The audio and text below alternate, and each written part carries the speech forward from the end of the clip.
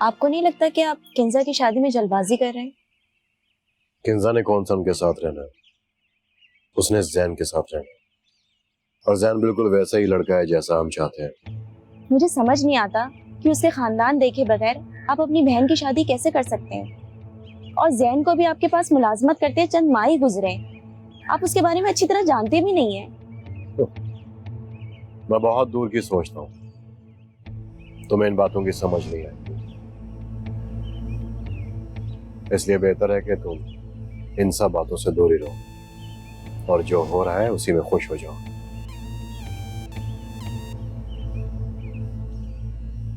गरीब आदमी को अगर पैसे के समंदर में तैरने का मौका मिले तो वो उसी समंदर में गोते खाकर मरना कबूल कर लेता है, लेकिन बाहर आने की कोशिश नहीं करता।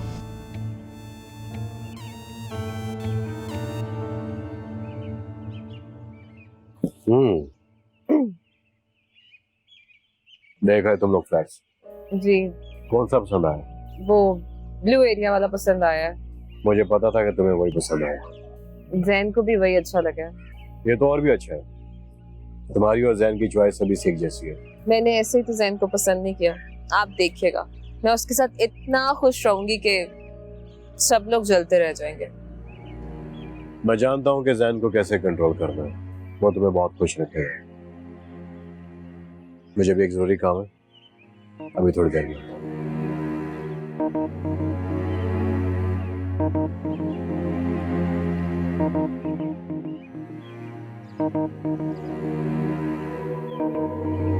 किंजा, तुम्हें सोच समझ के फैसला करना चाहिए, इतनी जल्दबाजी अच्छी नहीं है। मेरे लिए क्या अच्छा है और क्या बुरा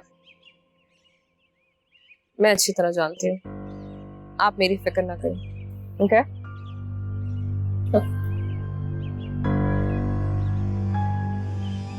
और बाय द वे, आपके लिए बेहतर है कि आप भाई को इस रिश्ते के खिलाफ ना भड़काइएगा, क्योंकि मुझे और भाई को दोनों को जैन बहुत पसंद है। बिला वजह आप ही ना बुरी बन जाए ना, ये शादी होके रहेगी। Remember that.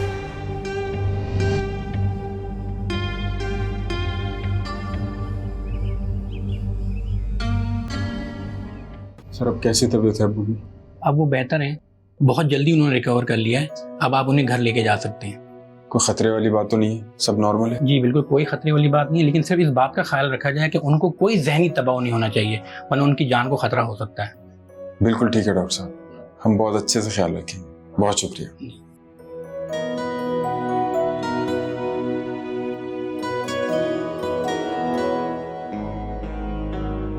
लगता है अम्मी अब्बू को ज्यादा ही नाराज हो गए, उनकी तरफ से कोई कॉल ही नहीं आई। चलो मैं उन्हें कॉल करता हूँ, पता तो लगे वहां चल क्या रहा है। अगर नहीं नहीं मुझे अभी उनसे बात नहीं करनी चाहिए। उनका गुस्सा ठंडा हो जाए फिर उन्हें मना लो। वैसे भी हम मुझसे ज्यादा देर तक नाराज नहीं रह सकते।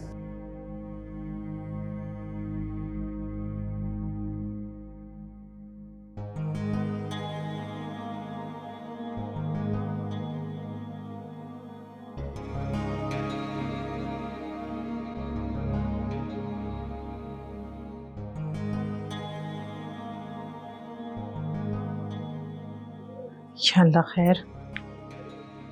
हेलो, अब्बू को डॉक्टर ने छुट्टी दे दी है, अब वो बिल्कुल ठीक है। अल्लाह तेरा शुक्र है।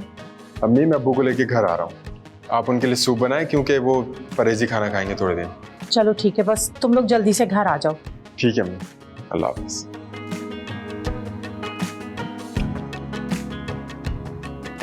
अलीजे, अलीजे,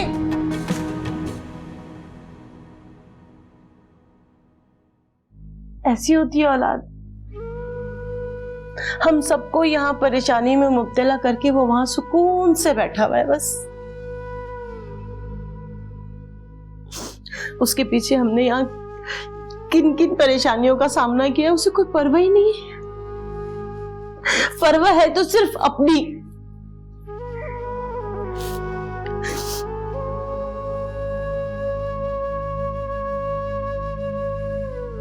जो जो कुछ उसने खोया है ना,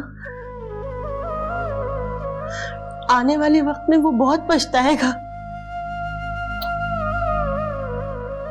भाई को अगर एहसास होता ना अम्मी कि हम सब पे क्या बीतेगी, तो वो कभी भी ये सब ना करते।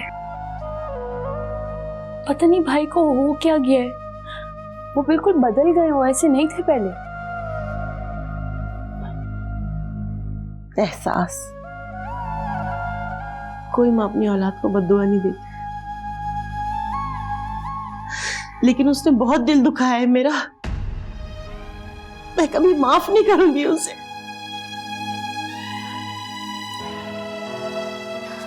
अम्मी आप परेशान ना हो, जो होता है अच्छे के लिए होता है, इसमें भी अल्लाह की कोई बेहतरी होगी। बस जैन भाई को उनके हाल पे छोड़ दें।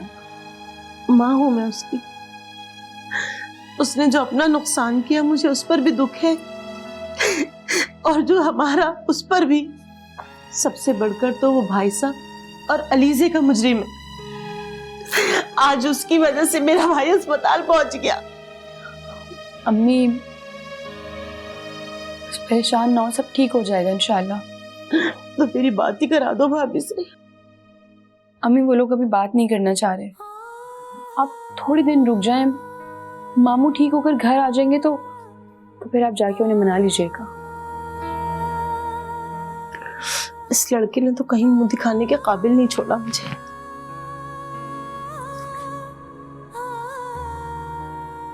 आप परेशान ना होंगे।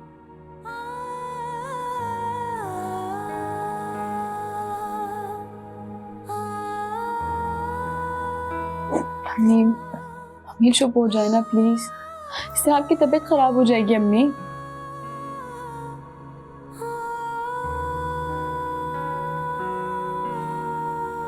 Please.